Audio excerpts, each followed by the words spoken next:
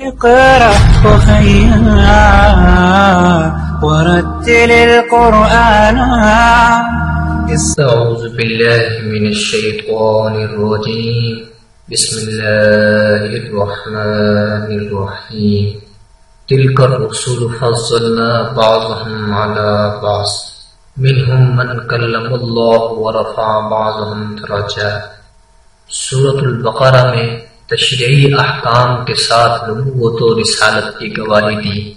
یہاں تیسرے پارے کے آغاز میں ان خصائص کا ذکر ہے جو بعض انبیاء علیہ السلام کو عطا کیے گئے. کسی کو سیادت و قیادت عطا ہوئی، کسی کو بلا واسطہ ہم کلامی کا شرف عطا کیا گیا، کسی کی تائید واضح معجزات سے کی گئی.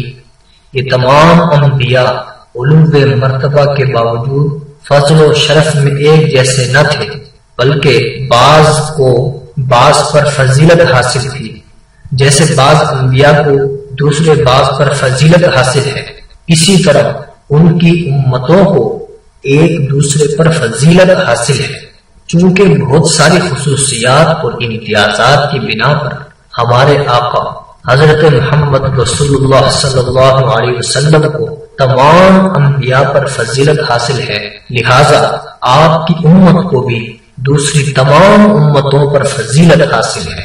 اللہ رب العزت نے تیسرے پارے میں سب سے پہلے اللہ کی راہ میں خرچ کرنے والوں اور اخلاص کی بنا پر انہیں حاصل ہونے والے ثواب کو اس کاشتکار کے ساتھ تشبیہ دی گئی ہے جو زمین میں ایک دانہ بوتا ہے اور اس سے 7 بالیاں اگ آتی ہیں. ایک ایک بالی میں 100 دانے ہوتے ہیں.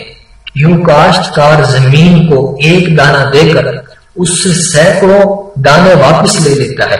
یہی حال اس شخص کا ہے جو اللہ کی رضا کے لیے 1 روپیہ خرچ کر کے سینکڑوں نہیں بلکہ ہزاروں لاکھوں نیکیاں حاصل کر لیتا ہے. دوسری طرف وہ شخص ہے جو محض دکھاوے کے لیے صدقہ کرتا ہے.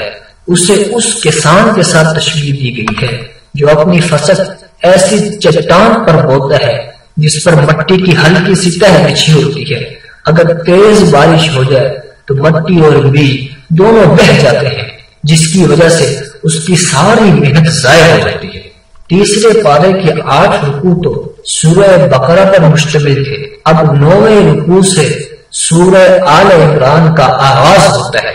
یہ سورت بالاتفاق مدنی ہے اور اس میں 20 رکوع اور 200 آیات ہیں. چونکہ اس سورت میں حضرت عمران علیہ السلام کے خاندان کا قصہ بیان کیا گیا ہے، اس لیے اس کا نام آل عمران رکھا گیا. اس سورت کی فضیلت کے بارے میں صحیح مسلم میں حضرت ابو امامہ رضی اللہ تعالی عنہ سے روایت ہے کہ میں نے رسول اللہ صلی اللہ علیہ وسلم کو فرماتے ہوئے سنا کہ 2 روشن صورتیں یعنی سورۃ البقرہ اور سورۃ آل عمران پڑھا کرو. سورہ آل عمران میں اللہ رب العزت نے مختلف قصے، مختلف واقعات بطور نصیحت کے، بطور عبرت کے بیان فرمائے ہیں. حضرت مریم علیہ السلام کے والد حضرت عمران اللہ کے نیک بندے تھے اور آپ کی والدہ حنہ بنت فاقوس صاحب کردار اور پاک خاتون تھی. عرصہ تک ان کے ہاں بچہ پیدا نہ ہوا. ایک دن پرندے کو دیکھا کہ وہ اپنے بچے کو دانہ کھلا رہا ہے. یہ دیکھ کر دل مچل گیا اور اولاد کی آرزو پیدا ہو گئی. اللہ کے حضور دامن پھیلا کر درخواست کی اور نظر مانی، اے اللہ اگر تو مجھے اولاد عطا فرما دے تو میں اسے بیت المقدس کی خدمت کے لیے وقف کر دوں گی. اللہ نے دعا قبول فرما لی. ان کے ہاں بیٹی پیدا ہو گئی. دستور یہ تھا کہ بیت المقدس کی خدمت کے لیے لڑکوں کو قبول کیا جاتا تھا، لڑکیوں کو قبول نہیں کیا جاتا تھا. ایک سانحہ یہ بھی پیش آ گیا کہ نومولود بچی کے والد انتقال فرما گئے.